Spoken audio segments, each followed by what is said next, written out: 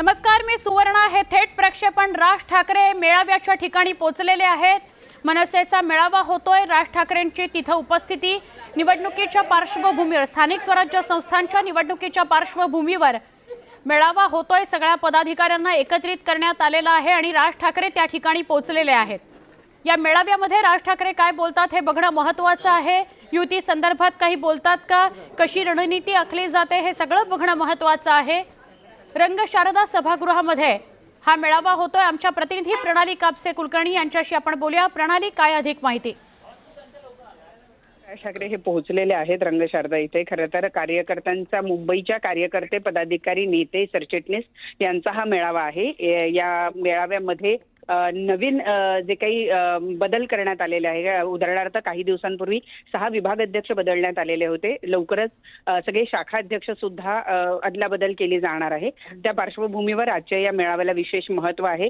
स्थानिक स्वराज्य संस्थांच्या निवडणुकीच्या पार्श्वभूमीवर मनसेमध्ये जे काही बदल केले जात आहेत, त्यामुळे साहजिक आहे की ज्यावेळेला असे कुठले बदल होतात, कार्यकर्त्यांमध्ये नाराजी निर्माण होते, उत्साह कमी होतो. तर तो उत्साह वाढवण्याच्या दृष्टीनं येत्या काळामध्ये मनसेची भूमिका काय असणार आहे, कार्यकर्त्यांपर्यंत, सर्वसामान्यांपर्यंत पोहोचताना नेमकं आपल्याला काय बोलायचं आहे, काय आपल्या पक्षाची विचारधारा आहे, या सगळ्या गोष्टी सांगण्याच्या दृष्टीनं आज मनसे अध्यक्ष हा मेळावा घेत आहेत. ते पोहोचले. पुढच्या 5व्या मिनिटालाच आता या मेळाव्याला सुरुवात होईल. नक्की. पण या मेळाव्यामध्ये पुन्हा एकदा अशी काही चाचपणी होईल का? युती संदर्भात काय मुंबईतल्या नेत्या, पदाधिकाऱ्यांच्या मनात आहे त्याबाबत?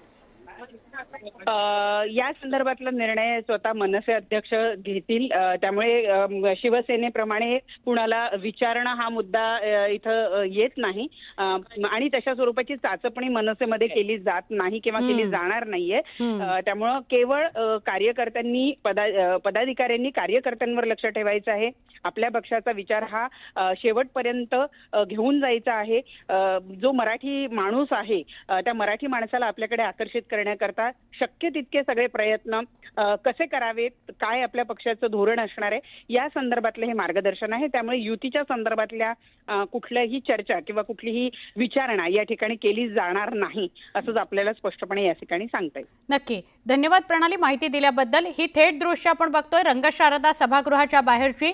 रंगशारदा सभागृहामध्ये राज ठाकरे पोहोचलेले आहेत. रंगशारदा सभागृहामध्ये आज मुंबईतले पदाधिकारी, नेते, कार्यकर्ते या सगळ्यांची बैठक होते आहे, मेळावा होतो आहे.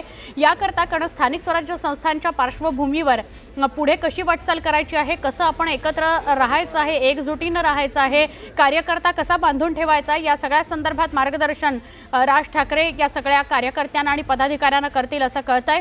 मनसे अध्यक्ष राज ठाकरे यांच्या उपस्थितीतच हा मेळावा होणार आहे. बाळा नांदगावकर बाजूला दिसत आहेत आणि राज ठाकरे रंगशारदामध्ये उपस्थित झालेले आहेत.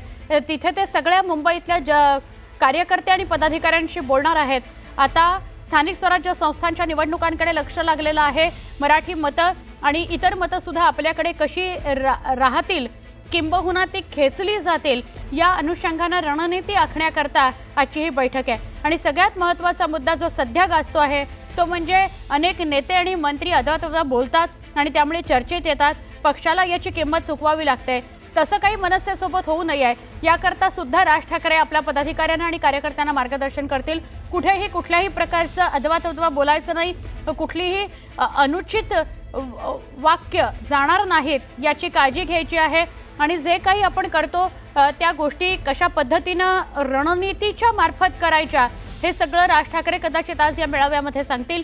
मुंबईतल्या रंगशारदामध्ये हा मनसेचा पदाधिकाऱ्यांचा मेळावा होतो आहे आणि राज ठाकरे रंगशारदाला उपस्थित झालेले आहेत.